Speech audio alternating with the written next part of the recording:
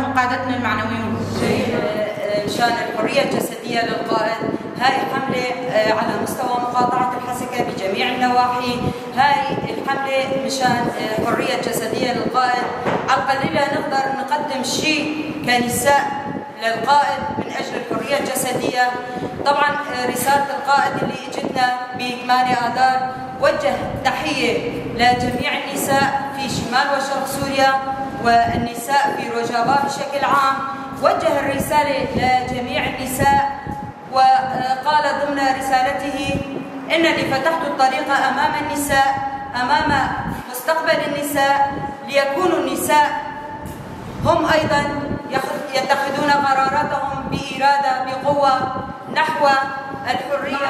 المرأة من التاريخ القديم وإلى يومنا الحاضر أنقذ نفسي لأنني لم أكمل مشواري مع جازات، وكثير من التضحيات ضحى بكل ما لديه من أجل تقدم المرأة وتطور المرأة ومن المجتمع ومن ناحيات الدبلوماسية السياسية ضمن مجتمع ديمقراطي إيكولوجي، ضمن مجتمع سياسي تديره المرأة.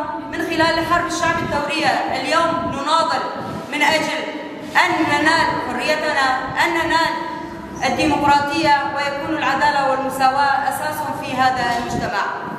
طبعا النضال الذي قدمه القائد لنا يجب أن نكون بالفعل قادرات أن نسير على درب القائد وعلى درب شهداء الحرية، الشهداء الذين ضحوا بأغلى ما لديهم، ضحوا بالنفيس والغالي من أجل حرية المرأة ومن أجل تطور المرأة، وتكون المرأة هي أساس في المجتمع.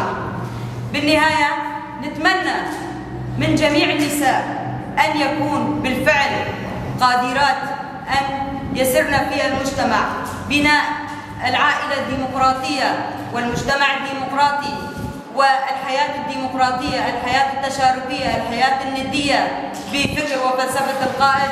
نتمنى أن نكون بالفعل رياديات في هذا المشروع.